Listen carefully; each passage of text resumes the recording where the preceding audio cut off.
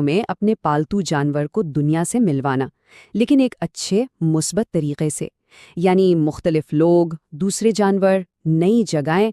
सवाल ये है कि ये इतना ज़रूरी क्यों है? क्योंकि जो जानवर सोशलाइज नहीं होता वो अक्सर डरपोक या कभी-कभी जारहाना भी हो सकता है, जो सबके लिए ज़िंदगी मुश्किल बना देता है। तो फिर ये खुश और पुरएतमाद पालतू जानवर बनाने का फॉर्मूला क्या है? बहुत सादा है। ये 2 चीज़ों का मजमुआ है।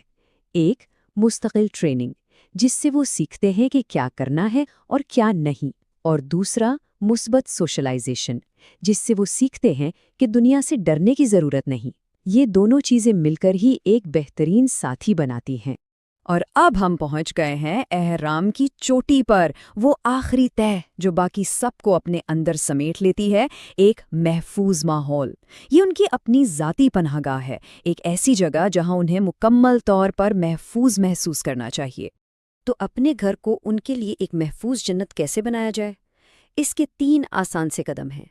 पहला कदम, अपने घर को उनकी नज़र से देखें। क्या कोई ऐसी चीज़ है जिसे वो चबा सकते हैं या निगल सकते हैं? दूसरा कदम, उन तमाम खतरनाक चीज़ों को उनकी पहुंच से दूर करें, उन्हें महफूज करें। और तीसरा कदम, और ये बहुत अहम है, हमेशा चौकन्ना रहें। इस बात को यकीनी बनाएं कि उनका माहौल हमेशा महफूज रहे। और देखें, खतरात बाजुकात हमारी अपनी प्लेट में भी हो सकते हैं। चॉकलेट इसकी सबसे आम मिसाल है। हमारे लिए तो ये एक मीठी सी चीज़ है, लेकिन कुत्तों और बिल्लियों के लिए ये सीधा सीधा जहर है। ये याद रखना बहुत ज़रूरी है कि जो चीज़ें हमारे लिए ठीक हैं, ज़रूरी नहीं कि वो उनके लिए भी महफूज हों। तो आखिर में बात घूम फिर कर यहीं आती है कि पालतू जानवर की मुकम्मल देखभाल सिर्फ चंद कामों की लिस्ट पूरी करना नहीं है। ये एक पूरा फ़लसफ़ा है। ये एक आहरम है जिसे हम बुनियादी ज़रूरियात की बुनियाद पर तामीर करते हैं और फिर उसके ऊपर सेहत, खुशी और हिफाजत की मंजिलें बनाते हैं।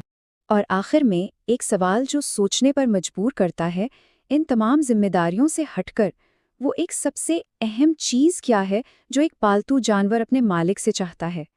यही वो नुक्ता है जहां देखभाल एक गहरे रिश्ते में बदल जाती है।